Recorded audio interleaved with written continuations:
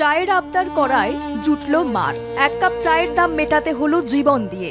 মঙ্গলবার সকালে মুর্শিদাবাদ জেলার সালারে ঘটল হৃদয় বিদারক ঘটনা। চা খেতে গিয়ে মৃত্যু বছর 50-এর ফিরোজ শেখের। এই ফিরোজ মানসিক ভারসাম্যহীন দাবি স্থানীয়দের। জানা যায়, স্থানীয় এক চায়ের দোকানে চা খেতে যান ফিরোজ।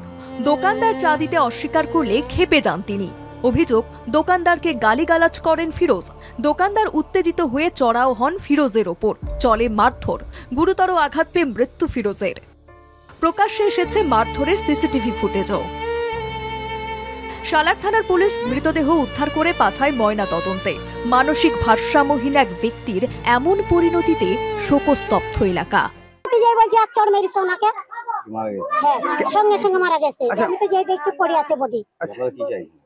আমরা চাইছি ফয়সালা চাই। আমি খাবো না, গেলে কি করে খাবো, কি করে চলবো বলেন। তবে প্রশ্ন উঠছে মানবিকতা নিয়ে। কেউ ভাবতেই পারেন না এক কাপ চায়ের জন্য কাউকে এভাবে নিজের প্রাণটুকু বলি দিতে হবে। সমাজের থেকে এই ধরনের অসুস্থ মানুষদের প্রতি কি একটুও সহমর্মিতা আশা করা যায় না? মুর্শিদাবাদ থেকে কল্যাণ চন্দ্রের রিপোর্ট, কলকাতা টিভি।